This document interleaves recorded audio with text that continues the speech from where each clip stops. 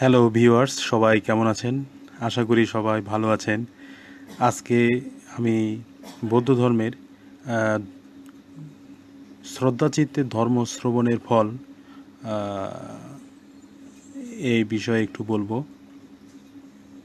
ব্যাং দেবপুত্রের কথা নিশ্চয়ই আপনারা শুনেছেন। একদিন বুদ্ধ ধর্ম দেশনা করছিলেন। তখন বুদ্ধের দেশনা শোনার জন্য একটা ব্যাং জল থেকে পুকুর পাড়ে উঠে এসেছিল। ব্যাং হওয়ায় সে বুদ্ধের কোনো বাণী বুঝতে অক্ষম হলেও বুদ্ধের মধুর কণ্ঠ শুনে তন্ময় হয়ে শুনতেছিল। ওই সময় এক রাখাল বালকও বুদ্ধের ধর্ম শোনার জন্য ওই পুকুর পাড়ে চলে এসেছিল। সে তার গরু তাড়ানোর লাঠিতে ভর দিয়ে ধর্মদেশনা শুনতে লাগলো। কিন্তু দুর্ভাগ্যক্রমে লাঠিটা গিয়ে পড়ে ব্যাঙের পিঠে। বেচারা ব্যাঙ নড়তে চড়তে পারল না। অসহ্য বেদনা যন্ত্রণা অনুভূত হলেও তবুও সে কোনো শব্দ না করে অন্যের ধর্ম শ্রবণে ব্যাঘাত হবে ভেবে নীরবে সহ্য করতে লাগলো।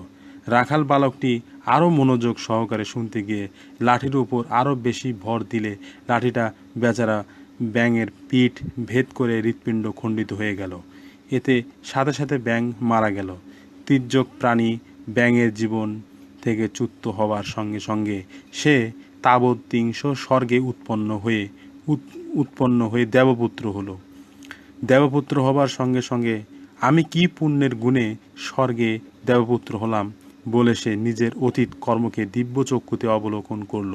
দেখল সে বুদ্ধের দেশনা শ্রবণের পুণ্যে এমন মহাফল লাভ করেছে। তবে তার শ্রবণে ছিল অকৃত্রিম ভক্তি, বিশ্বাস ও শ্রদ্ধা। ব্যাং দেবপুত্র তার ত্রাণকর্তাকে একবার দর্শনের জন্য সঙ্গে সঙ্গে স্বর্গ থেকে নেমে এসে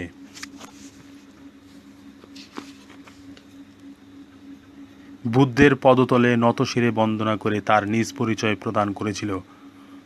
আসলে ভিউয়ার্স, এখানে বৌদ্ধ ধর্মের ধর্ম শ্রবণের যে ফল, তথাগত ভগবান গৌতম বুদ্ধ যখন ধর্মদেশনা দিচ্ছিলেন সেই সময় একটি পুকুর পাড় থেকে ব্যাং পুকুরের পাড়ে উঠে এসে ধর্মশ্রবণ করতেছিল।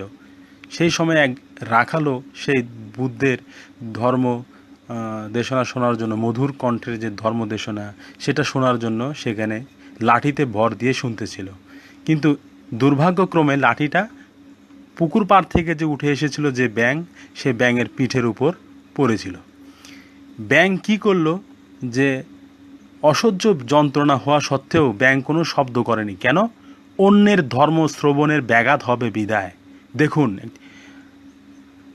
এই যে তার চিন্তাধারা, যে অন্যের ধর্ম শ্রবণে ব্যাঘাত হবে বিদায় সে নিজের পিঠের উপর একটা লাঠি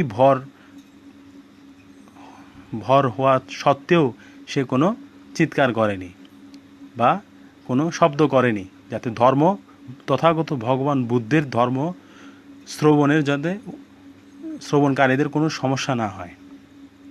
তো এই যে শ্রদ্ধা চিত্তে যখন শুনতেছিল, তখন রাখাল বালকও দেখেনি নিচে তার লাঠিতে যে ভর করে যে ব্যাং নিজে পড়েছে, সেও দেখেনি।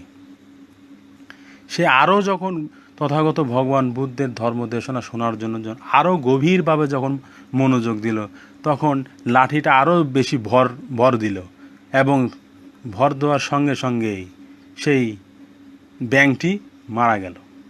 মারা গিয়ে কোথায় গেল? তাবতিংশ স্বর্গে।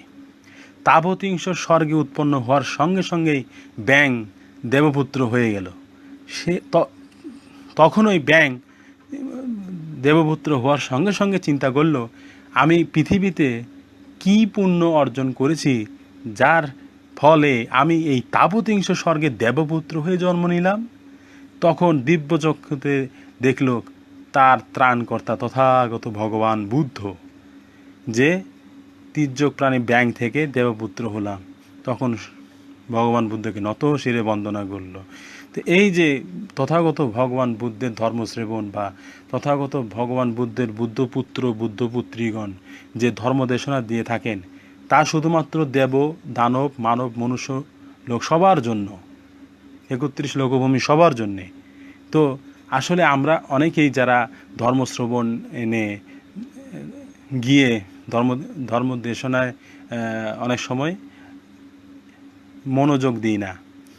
তো দেখুন ভিউয়ার্স, বৌদ্ধ ধর্মের ধর্ম শ্রবণের যে একটা ফল, সেই খুবই পুণ্যময়।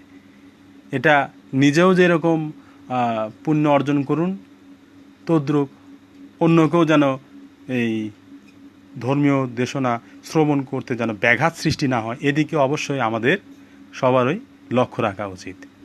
তো সবাই ভালো থাকবেন, ধন্যবাদ।